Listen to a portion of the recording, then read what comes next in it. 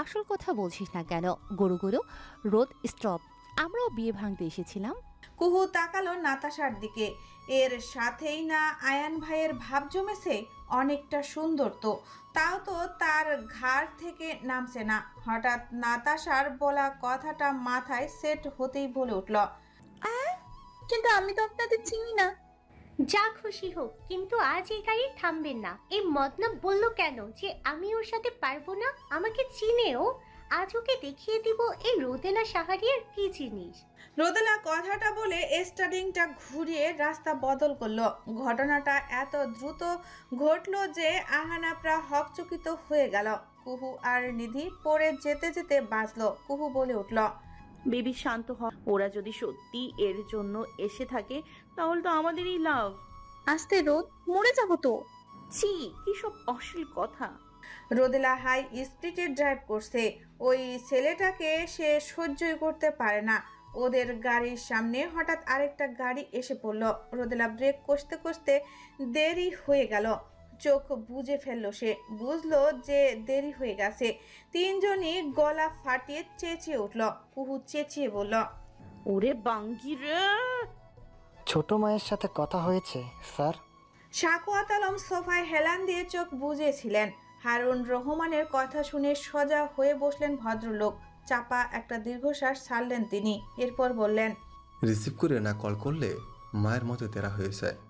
ছোট মা কি আর এই বাড়িতে আসবে না স্যার? তার সত্য সম্পর্কে তো জানোই।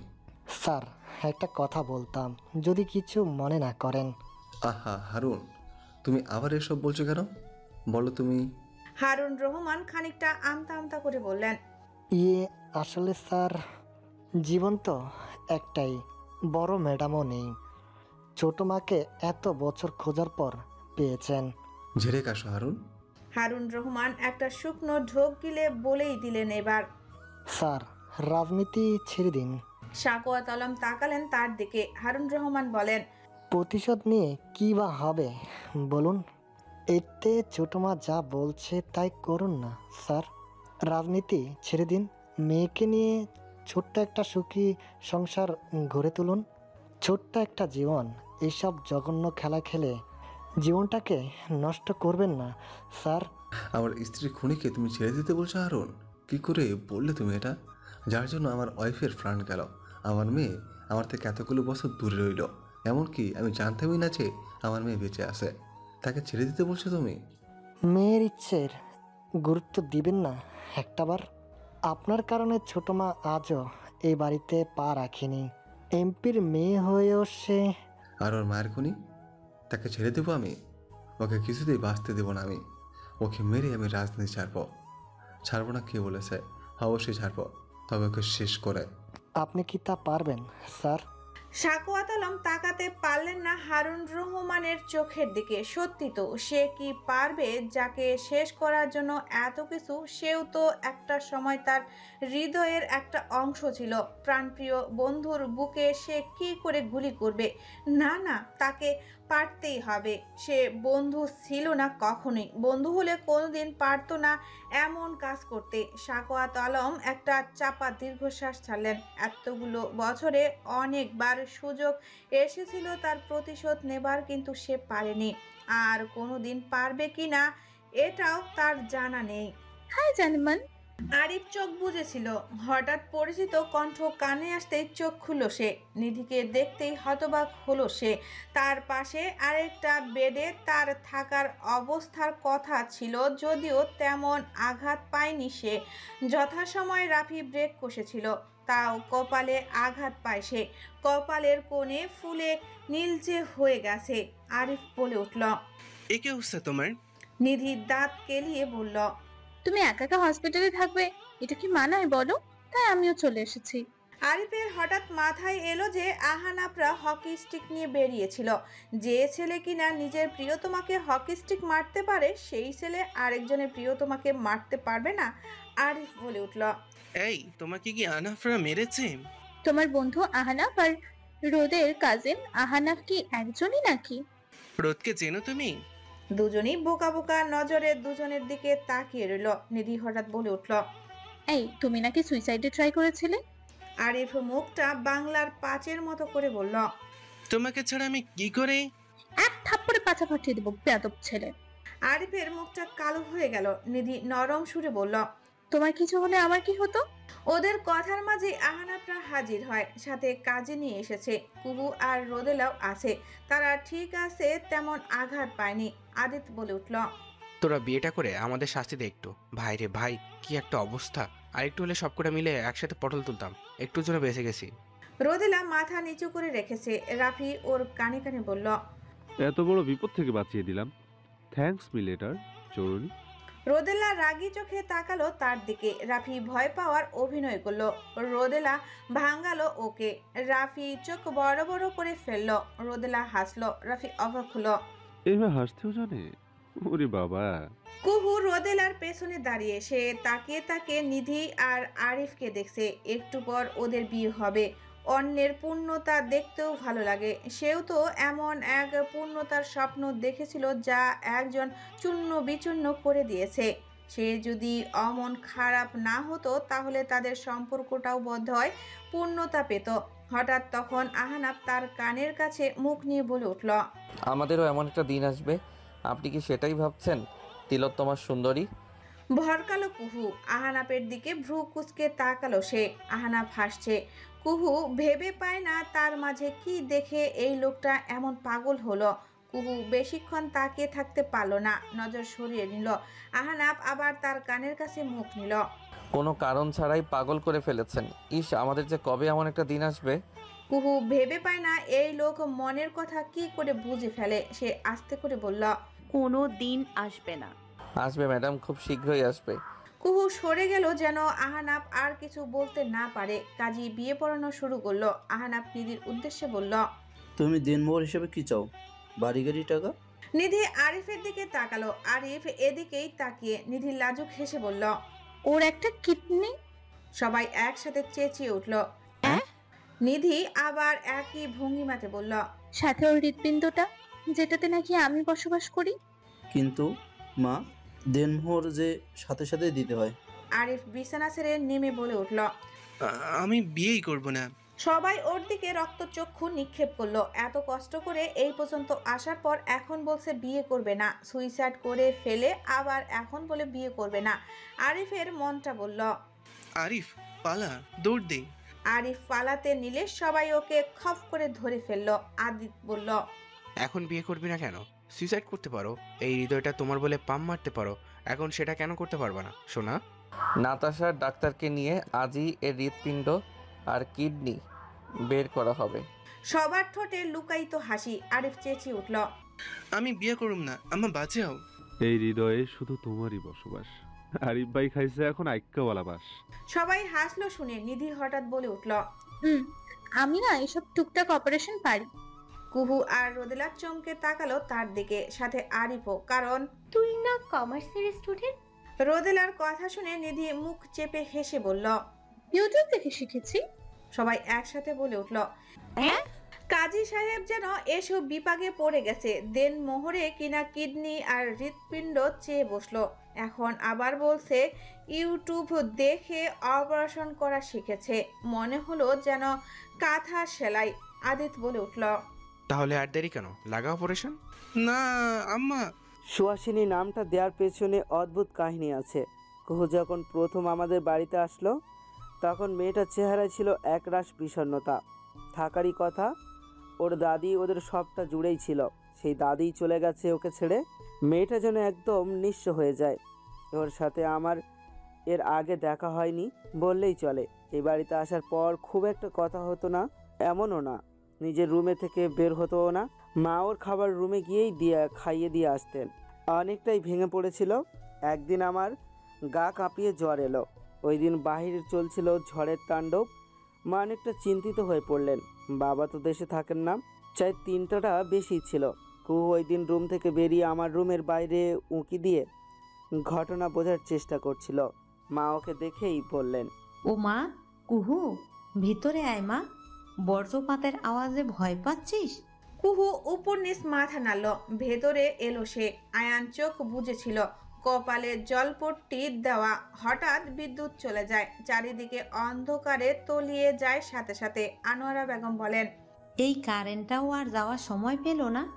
তোরা থাক, আমি মোম নিয়ে আসছি। কুহু বিছানায় বসলো আয়ানের পাশে। চারিদিকে নিস্তব্ধ।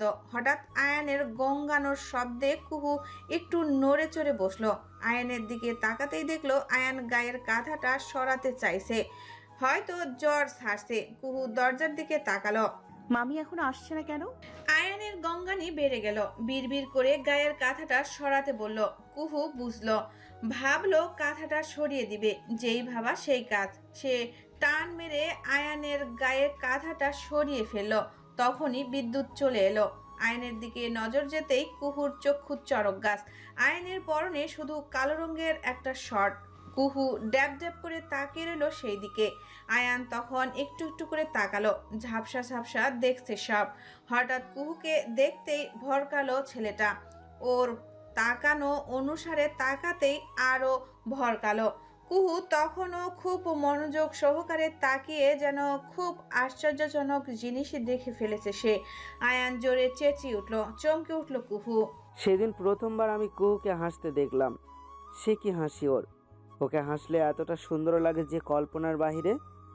মানে আমি যতক্ষণ হেসেছিল শুধু ওর দিকে হা করে তাকিয়েছিলাম। ওই দিন আমি ওর হাসির শব্দ শুনে ওর প্রেমের স্লিপ কেটে পড়লাম আর নাম দিলাম সুহাসিনী, সবচেয়ে সুন্দর হাসির অধিকারিণী। হাসলো আয়ান। কি মধুর ছিল সেই মুহূর্তটা, তার প্রথম প্রেমে পড়া মুহূর্ত। নাতাশা দীর্ঘশ্বাস ছাড়ল। আয়ানের জন্য আজ বড্ড বেশি খারাপ লাগছে তার। কুহু যে তার কোনোদিন হবে না, অন্তত আহানা বেঁচে থাকতে তা কোনোদিন হতে দিবে না। ছেলেটার সামনে ভয়ঙ্কর খারাপ দিন আসতে চলছে। পাঁচটা বছর ধরে যাকে ভালোবেসে এসেছে তাকে যখন সে পাবে না, তখন তার ঠিক কি হবে ভাবলেই নাতাশার শরীরে কাঁটা দিয়ে উঠছে। আয়ান আর নাতাশা একটা রেস্টুরেন্টে বসে রয়েছে। আজকাল মাঝে মাঝেই সময় বের করে দেখা করে তারা। আজকেও তেমনই দেখা করতে এসেছিল দুজন। তখনই হঠাৎ নাতাশা কুহুর সুহাসিনী নামে ডাকার কারণ জানতে চায়। আয়ান প্রথমেই এই লজ্জাজনক কাহিনীর কথা বলতে না চাইলেও পরে আবার ভাবলো বন্ধুই তো বলাই যায়। আয়ান তাকালো নাতাশার দিকে, কপাল কুঁচকে এলো তার। এই ঘটনা শোনার পর তো মেয়েটার হাসিতে ফেটে পড়ার কথা, কিন্তু সে না হেসে এত কি ভাবছে। আয়ান ডাকলো তাকে, নাতাশা, মিস নাতাশা। নাতাশা ভাবনার জগৎ ছেড়ে বেরিয়ে এলো। আয়ান বলল, কি ব্যাপার বলুন তো? আপনি ঠিক আছেন তো? না মানে এরকম একটা ঘটনা শুনেও আপনি হাসলেন না যে? নাতাশা হালকা হাসলো, এরপর বলল, যদি আবার আমার হাসির প্রেমে পড়ে যান তাই আর হাসলাম না। এই কথা শুনে আয়ান হো হো করে হাসতে লাগলো। এরপর বলল, আরে কি যে বলেন না। নাতাশা দেখলো তার হাসি, কতটা স্বপ্ন তার ওই দু চোখে। স্বপ্ন ভঙ্গের জ্বালা কি করে সহ্য করবে ছেলেটা। কাহিনীটা অন্যরকম হলেও বোধহয় পারত। তার সাথে প্রেমটা হলে খুব একটা মন্দ হতো না। ও হ্যালো, আবার কোথায় হারিয়ে গেলেন বলুন তো? নাতাশা হেসে দুদিকে মাথা নাড়ল। আয়ান কফিতে চুমুক দিয়ে বলল, আজকে তো আপনাদের ভার্সিটিতে নবীনবরণ অনুষ্ঠান, তাই না? নাতাশার হঠাৎ মনে পড়ার মতো করে বলল, আরে হ্যাঁ, ভুলেই তো গিয়েছিলাম। এত দেরিতে করলো না এবারের অনুষ্ঠানটা, কি বলবো। মিস্টার আয়ান, আপনাকে কিন্তু যেতে হবে। পরপরই ঘড়ি দেখে বলল, এখন 10টা বাজে, অনুষ্ঠান শুরু হতে হতে 12টা। আপনাকে আমি সাথে নিয়ে যাব, নো এক্সকিউজ। আয়ানকে এমনিতেও বারণ করতো না। কুহু আজ শাড়ি পরবে, সে তো অবশ্যই যেত। হালকা হেসে বলল, বেশ, যাব আমি।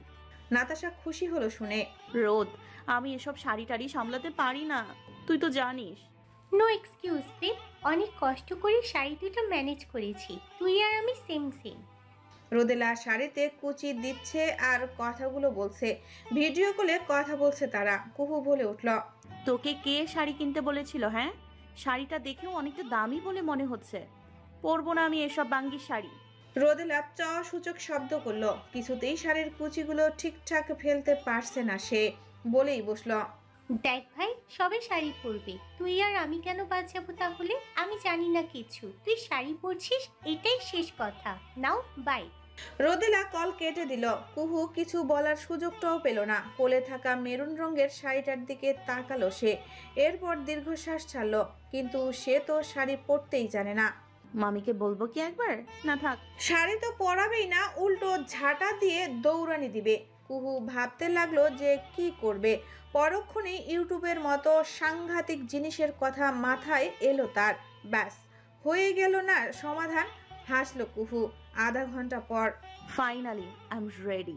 কুহু আয়নার দিকে তাকিয়ে এদিকে ওদিকে দেখতে লাগলো। ঠিক তখন ঠক ঠক শব্দ হলো দরজায়। কুহু শাড়িটা উঁচু করে ধরে কোনো মতে দরজা খুলল। আনোয়ারা বেগম কুহুর দিকে চোখ যেতেই কপাল কুঁচকালো। এরপরই হো করে হেসে ফেলল। কুহু চমকালো খানিকটা। আনোয়ারা বেগম বললেন, এটা কি পরেছিস? মনে হচ্ছে যেন কাপড় পেঁচিয়ে রেখেছিস। কুচির কি হাল, আর আঁচল এত বড় কেন? কুহুর মুখটা চুপসে গেল। আনোয়ারা বেগম ভেতরে এসে বলেন, এদিকে আয় মুখ পরি, কিছুই তো পারিস না। কুহু যেতেই আনোয়ারা বেগম শাড়ি খুলে আবার সুন্দর করে পরিয়ে দিতে লাগলো। কুহু পুরোটা সময় আনোয়ারা বেগমের দিকে তাকিয়েছিল। মা মানে কুহু বোঝে না। আনোয়ারা বেগম যেভাবে যত্ন করে শাড়ি পরিয়ে দিচ্ছে, কুহু এতেই কেমন যেন মা মা অনুভব করছিল। শাড়ি পরানোর শেষ হতেই আনোয়ারা বেগম বলেন, শাড়ি পরেছিস ভালো কথা, সামলাতে পারবি তো? দেখিস আবার খুলে টুলে যেন না যায়। কুহু মাথা নাড়ায়। আনোয়ারা বেগম চলে যেতে নিলেও কি মনে করে আবার ফিরে এলেন। কুহুর চোখে কাজল থেকে একটু নিয়ে ওর কানের পাশটায় দিয়ে দিল। কুহু হতবাক হলো এহেন কাণ্ডে। আনোয়ারা বেগম বলেন, তাড়াতাড়ি যেন ফিরে আসা হয়। কথাটা বলে চলে গেলেন তিনি। কুহু হালকা হাসলো। বাহিরে বাহিরে যত যাই বলুক না কেন, মানুষটা ভেতরে ভেতরে তাকে অনেকটা ভালোবাসে। ওই দিন যদি সে ওই ভুলটা না করতো তাহলে হয়তো কুহুর ভাবনার মাঝেই রোদেলার কল আসে। সে ভাবনা চিন্তা বাদ দিয়ে দ্রুত কদমে বেরোলো। রোদেলা আজ তাকে নিয়ে যাবে বলে জেদ ধরেছে। শাড়ি পরে সেও বাস দিয়ে যেতে পারবে না, আয়ান নেই, তাই সে আর মানা করেনি। কুহু বাড়ি থেকে বেরিয়ে কয়েক কদম হাঁটতেই দেখলো যে একটা কালো রঙের গাড়ি দাঁড়িয়ে। কুহু হেসে এগিয়ে গেল। দরজাটা খুলে বসতে যাবে তখনই হকচকালো আহানাব। কয়েক পলক ফেললো সে তার দিকে তাকিয়ে। আহনাব ড্রাইভিং সিটে বসে। হঠাৎই আবার কুহুর ফোনটা শব্দ করে বেজে উঠল। রোদেলা কল করছে। আহনাব এখনো কুহুর দিকে তাকিয়ে। সে এখনো সামনের দিকে তাকিয়ে। কুহু কলটা রিসিভ করলো। কিরে বাঙ্গির শালি, কই তুই? আর বলিস না ইয়ার, আমার এক খাটাস চাচাতো ভাই আজ দেশে এসেছে, মানে ওনার পুরো ফ্যামিলি আর কি। বেরোতে যাব ঠিক অমন সময় আম্মু বলল যে তারা নাকি কাছাকাছি এসে পড়েছে, দেখা করেই যেন চাই। তুই একটু মানে। তুই বলতে কি চাইছিস? কেন, আহনাব ভাই পৌঁছায়নি? কুহু আহনাবের দিকে তাকিয়ে বলল, দোস্ত তুই একটু মানে ওনার সাথে চলে যা না। তুই তো আমার বেবি, তাই তোর সাথে ওনাকে ছাড়তে আমার কোনো প্রবলেম নেই। কুহু কিছু বলতে নিলেই রোদেলা বলে ওঠে, আহনাব ভাইয়ের সাথে আমার কথা হয়েছে, দেখেছিস উনি কত ভালো। আমার এক কথায় রাজি হয়ে গেছে জানিস। কুহু মনে মনে বলল, সে তো কিসের জন্য রাজি হয়েছে আমি বেশ ভালোই বুঝতে পারছি। এমনিতেই পিছু ছাড়ে না, তার ওপর আজ আবার সুযোগ পেয়ে হেঁটে হেঁটে এসেছে আমার কাছে। দোস্ত তুই প্লিজ। উষ্টা মেরে তোর ওই চাচাতো ভাইয়ের গাড়ির ছাদে পাঠিয়ে দিব তোকে। কল রাখ শালি বাঙ্গি। কুহু ঝাড়ি মেরে কল কেটে দিল। সে হেঁটে যাবে, তাও এর সাথে যাবে না। গাড়ির দরজাটা ধারাম করে লাগিয়ে হাঁটা ধরল সে। হঠাৎ শব্দে আহানাপের হুঁশ আসে। সে পাশ ফিরে তাকালো। কুহু এখানে এলো কখন? সূচক শব্দ করলো আহানাপ। এই মেয়ে আজ শাড়ি পরেছে কেন? একটু আগে হুঁশ হারিয়ে হা করে সামনে তার দিকে তাকিয়েছিল। এখন যদি এ পাশে বসে, আহানাব যে উল্টাপাল্টা কি করে ফেলবে তাই বা কি নিশ্চয়তা।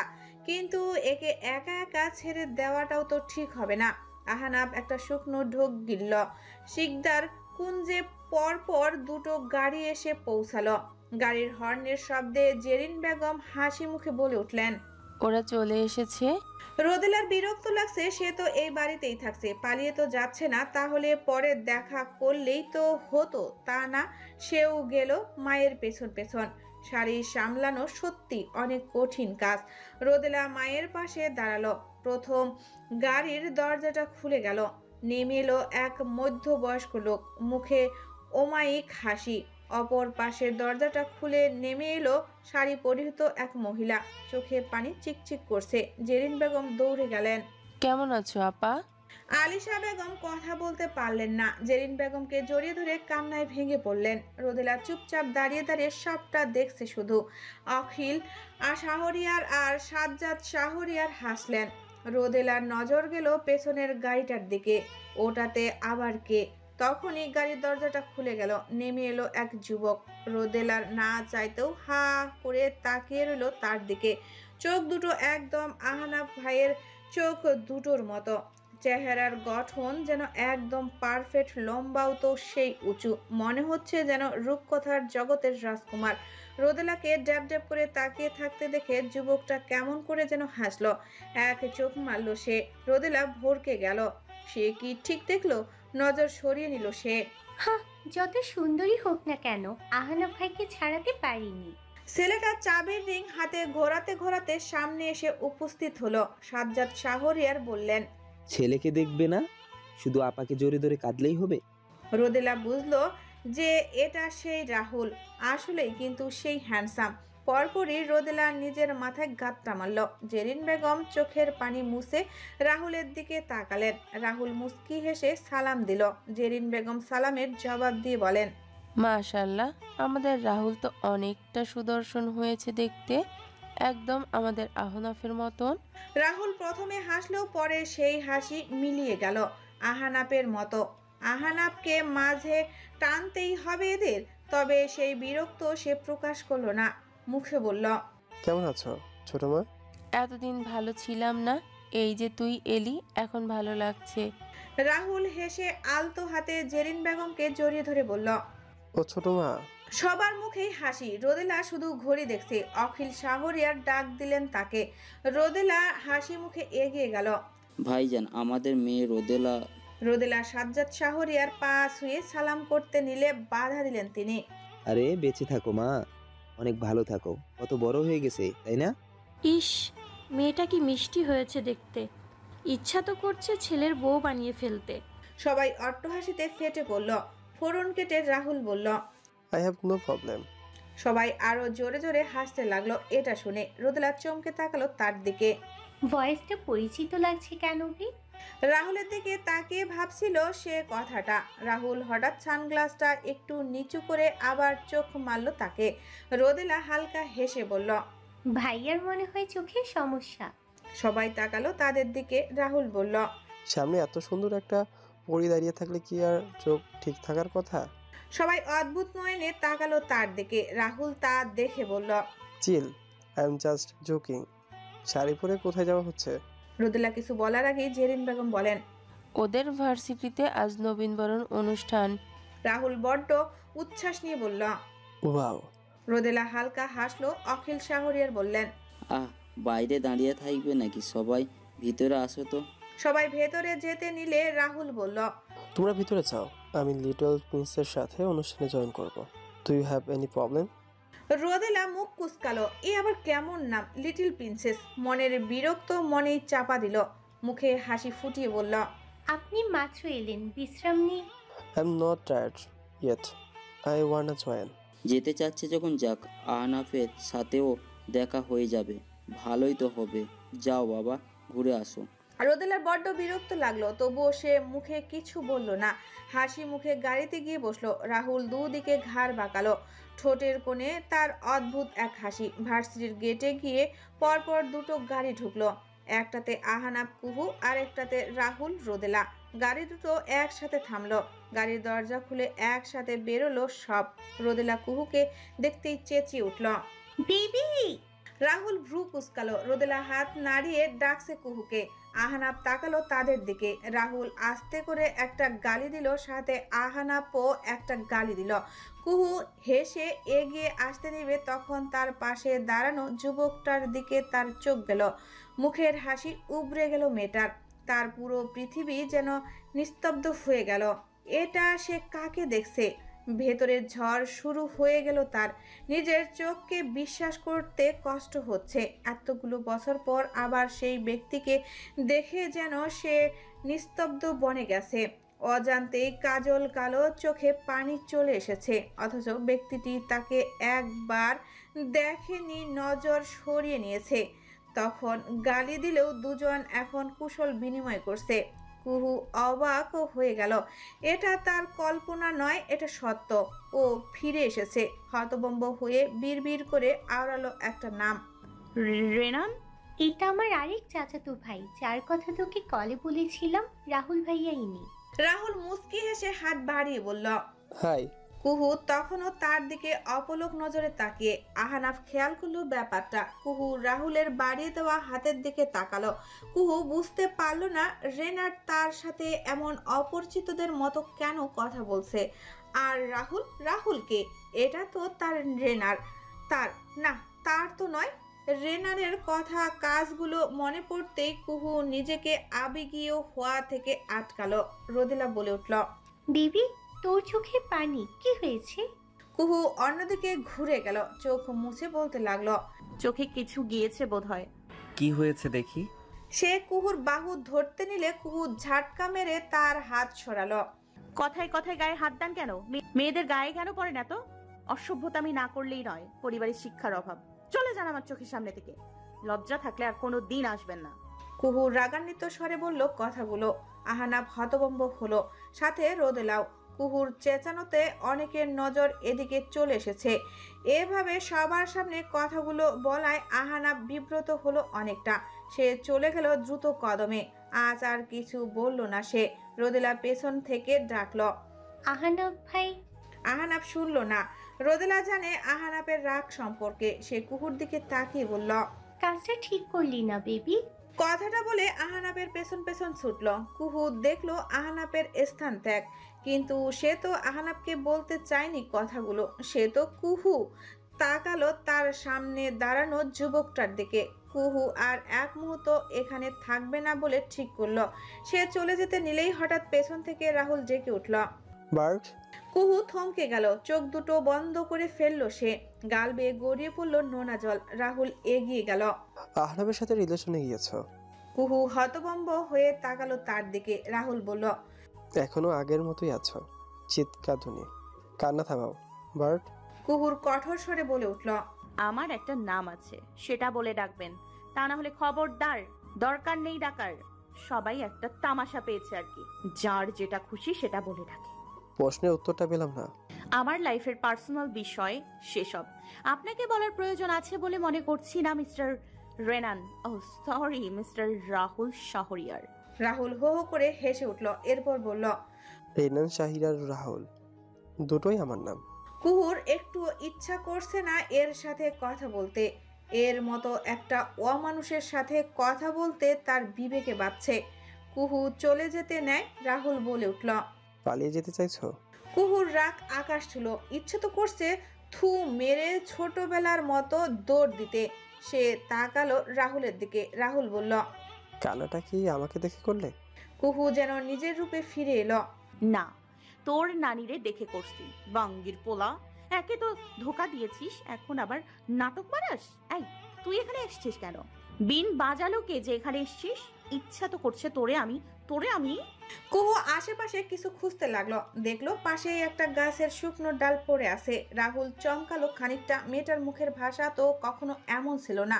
কুহু হঠাৎ ডালটা হাতে নিয়ে তেড়ে এলো রাহুলের দিকে। রাহুল সানগ্লাস খুলে শিট বলে দৌড় লাগালো। কুহু শাড়ি পরায় দৌড়াতে পারলো না। লাঠিটা ওর দিকে ছুঁড়ে মারল। শালা জানুয়ারি, বণিক চন্দ্রের সম্বন্ধী। ওখানকার মানুষজন হাসতে লাগলো ওদের দেখে। আহনাফ, শান্ত হ। আহনাফ। আহনাফ অনবরত দেওয়ালে ঘুষি মেরে চলছে। হাত কেটে রক্ত পড়ছে, তাও সে থামছে না। আদিত শেষে বাধ্য হয়ে নিজের হাত দিল। আহনাফের ঘুষিটা ওর হাতে লাগতেই ও চেঁচিয়ে উঠল, ও আল্লাহ। আহনাফ থেমে গেল। জোরে শ্বাস নিচ্ছে সে। চেহারা লালবর্ণ ধারণ করেছে ছেলেটার। আদিত একা সামলাতে পারছে না তাকে। আরিফকে সেই কখন আসতে বলেছে। শালা বোধহয় বউয়ের সাথে চিপকে রয়েছে। হঠাৎ তখন আরিফ এসে উপস্থিত হলো। আহনাফ লাথি দিয়ে একটা ব্রেঞ্চ ফেলে দিল।